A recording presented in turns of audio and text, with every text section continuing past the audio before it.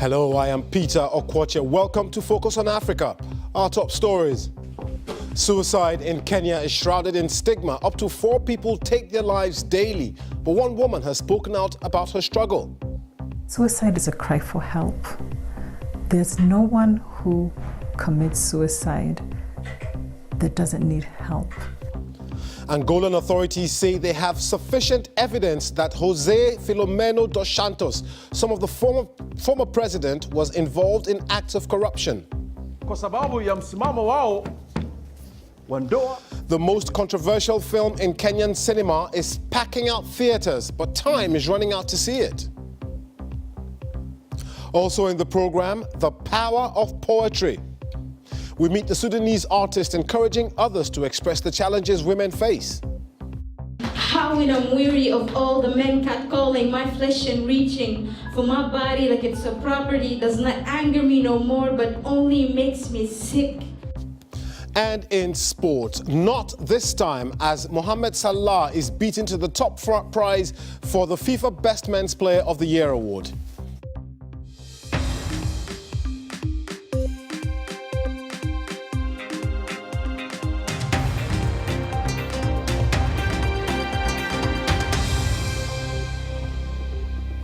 Thanks for joining us on Focus on Africa from BBC World News.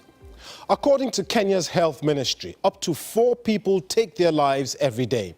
But despite its high prevalence in the country, suicide in Kenya is still shrouded in stigma, making it even more difficult for vulnerable people to access the care they need. In a society which still legally prosecutes those who attempt to take their own lives, one woman has bravely opened up to the BBC's Pauline Odhiambo about how she managed to overcome her darkest hour.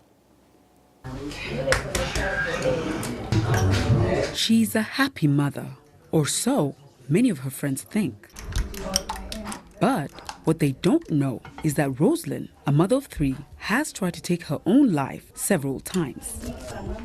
This is something the 47-year-old did not want to share with anyone, including her teenage children, until now. I have attempted to commit suicide in the past 4 times as a result of extreme depression. That's one of the challenges in a condition I have called bipolar. Initially, I've been very shy in sharing about the suicide attempts. I did not want to put myself out there to be judged.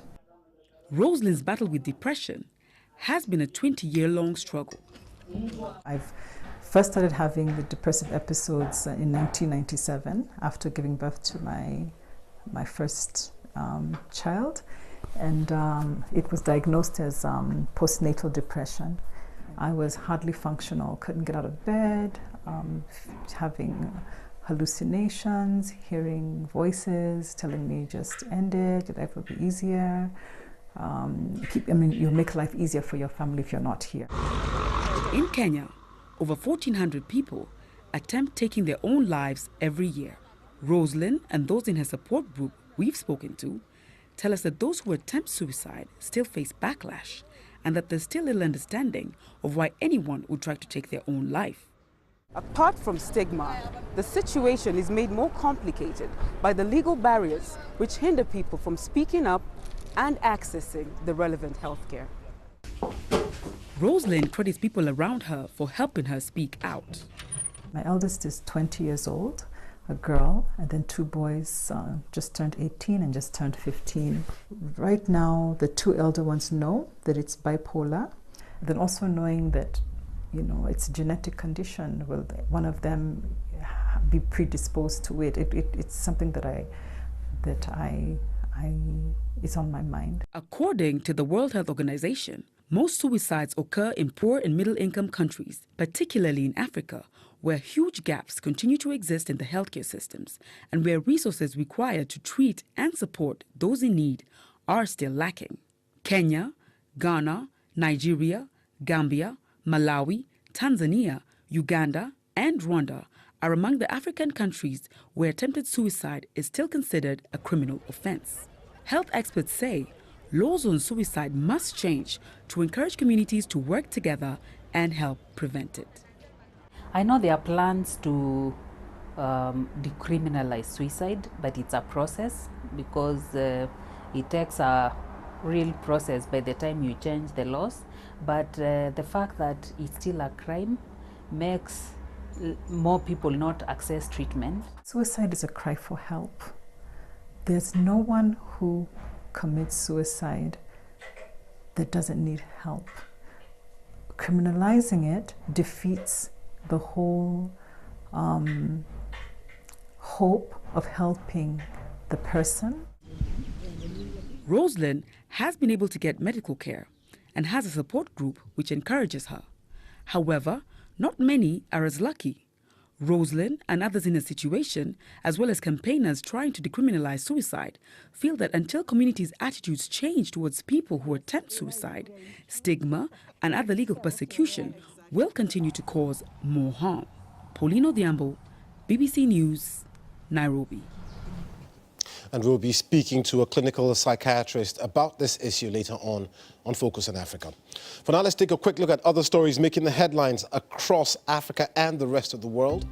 Ethiopia has detained 1,200 people over the deadly political violence that broke out a fortnight ago. Police say 28 people died in the clashes in Addis Ababa following the return of exiled leaders of a former rebel group, the Oromo Liberation Front. These are the first mass arrests since Prime Minister Abiy Ahmed, came into power in April. South Africa plans to ease some immigration restrictions in an effort to boost investment and tourism. Home Affairs Minister Malusi Gigaba unveiled a raft of regulations allowing frequent visitors and foreign business travelers to have long-term multiple entry visas of up to 10 years. Foreign families will no longer have to produce their children's birth certificates. A South Sudanese doctor has won the UN Refugee Agency's prestigious Nansen Refugee Award. Atta Adaha runs Maban Hospital, which is the only functioning one in the region of Bunj in northeastern South Sudan. The prize, awarded annually, is named for Norwegian polar explorer Fridtjof Nansen, who served as the first High Commissioner for Refugees during the failed League of Nations.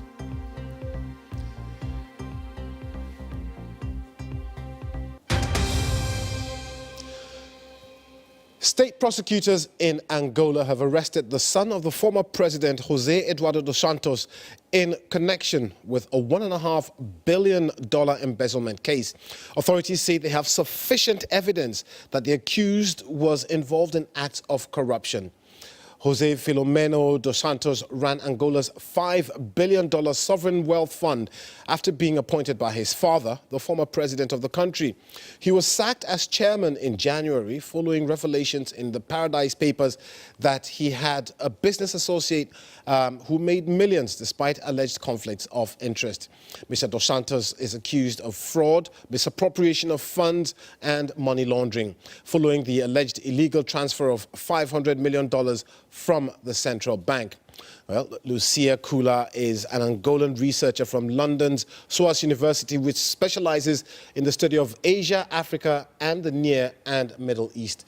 Lucia, a member of a once powerful family being arrested in Angola, how has this news been received in the country? Shocking.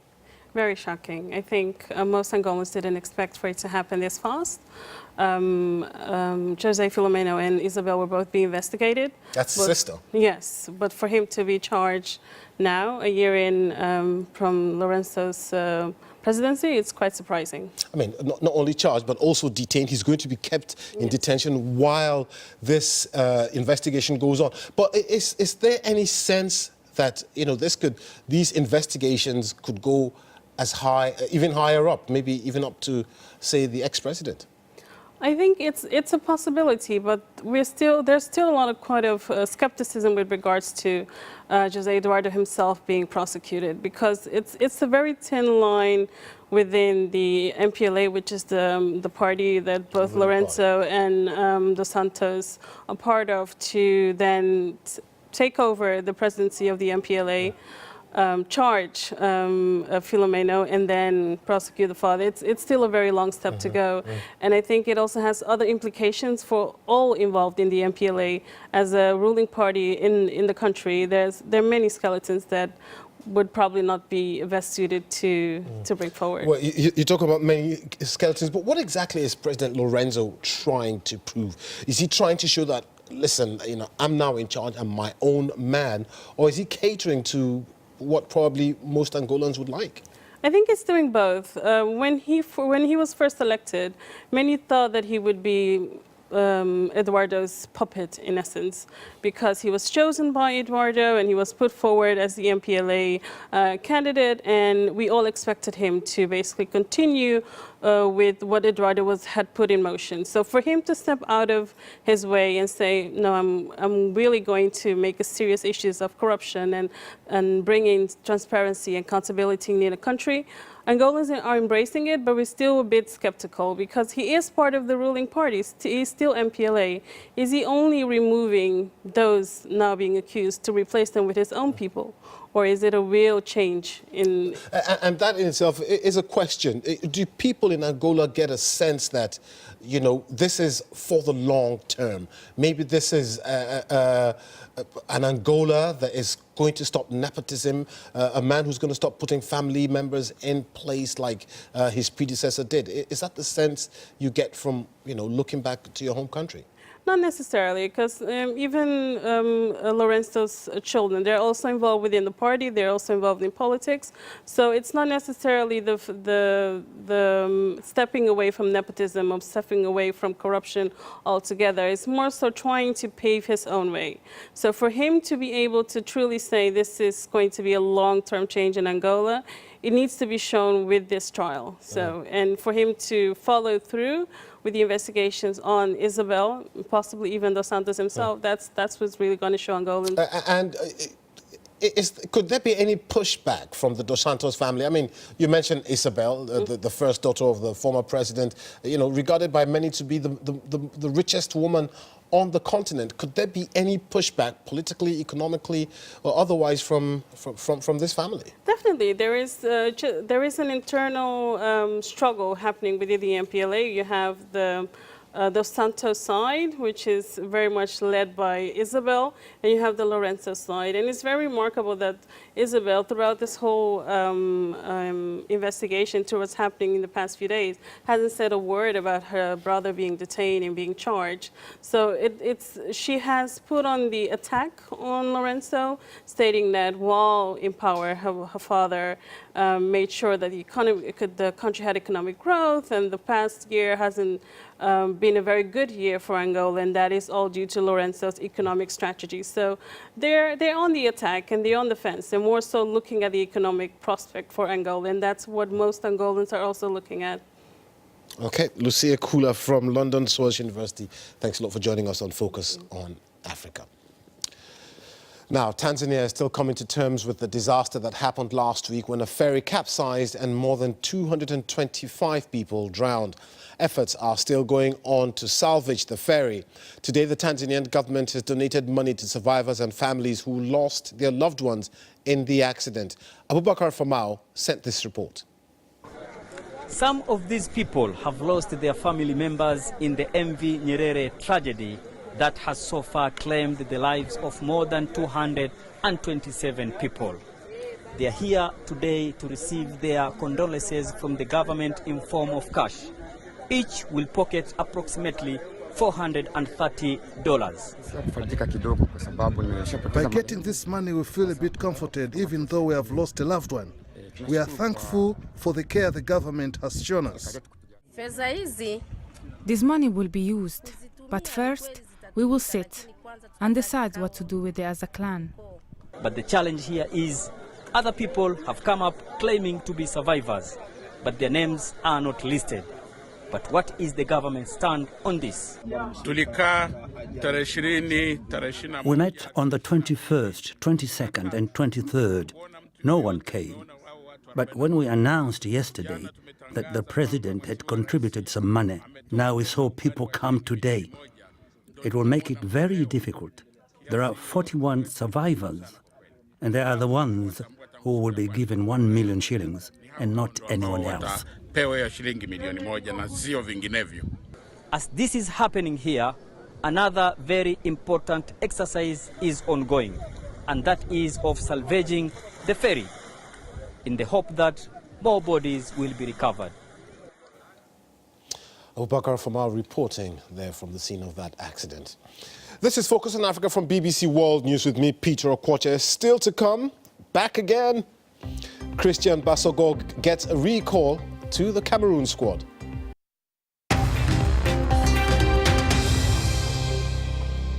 I'm Peter Okwoche. The top stories this hour. The son of Angola's former president, Jose Eduardo dos Santos, has been arrested over a $1.5 billion corruption case. The Tanzanian government has promised to give more than $400 each to the families of those who died in last week's ferry disaster.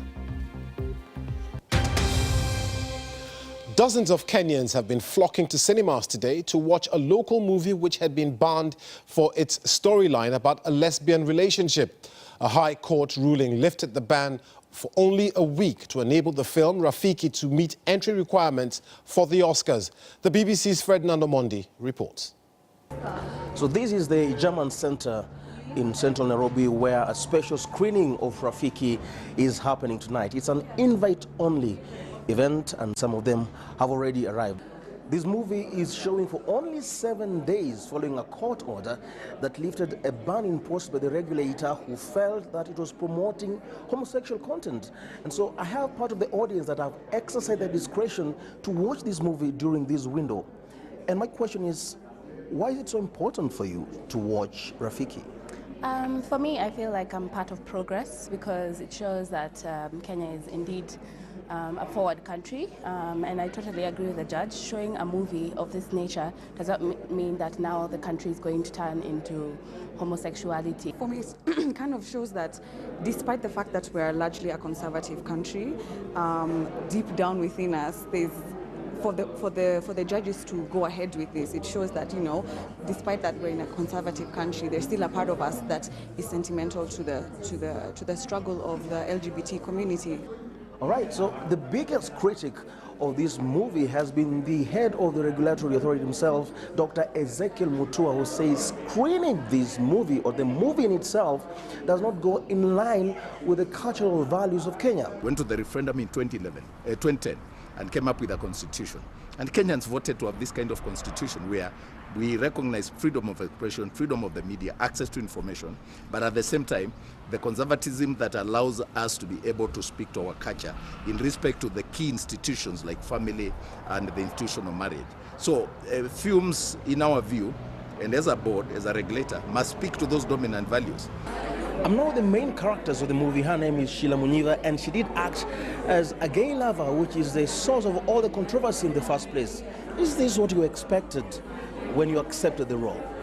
I mean, to be quite honest, I knew there would be conversation based off the fact that the film was an LGBTQI film and it was going to show two women who are in love. So I knew there'd be conversation, but I didn't expect it to be this big and this much. So for Kenyans, it's an opportunity to watch a movie they thought they would never watch legally. But for the movie makers, this is an opportunity now to enter for the Academy of Awards and possibly win an Oscar. How does that sound? It sounds wonderful. You're watching BBC Focus on Africa. It's now time for some sports. Mimi, take it away. Thank you, Peter. We started the Women's Basketball World Cup in Spain, where Senegal have to wait a little longer for a spot in the quarterfinal. They lost to China 66-75 in the last group game. They are now the third-place team of the Group D and are through to the playoffs for the quarterfinals. Nigeria, who are the other African representative, are currently playing against Argentina right now. Moving on, Liverpool's Mohamed Salah will have to wait a little longer as he missed out on being crowned FIFA Men's Best Player Award to Croatia's Luka Modric on Monday night. The Egypt international came third behind Cristiano Ronaldo, but Salah didn't go home empty-handed as he picked up the Puskás Award for Goal of the Year for his strike against Everton last year, which was a talking point with many who didn't believe that it was the best. He may have been a winner in that category, but the 26-year-old didn't make the list for the FIFA World 11. It may be just over 6 weeks away, but Ghana are confident that they will host the Women's Africa Cup of Nations. However, the Confederation of African Football say the hosts have a lot of work to do in order to be ready for the competition in November. Well, first of all, it is gone through. We have all the assurances from CAF that Ghana is hosting the 2018 Women's AFCON. Preparatory works are ongoing, and as you can see here at Accra Sports Stadium, preparatory works are ongoing for us to make sure that the pitch, the entire stadium is fully ready for November 17th when the tournament begins. Also, the second venue, which is the Cape Coast Sports Stadium, is ready. Now it seems like Cameroon's coach Clarence Seedorf has had a change of heart as Christian Bassogog has been recalled to the national team.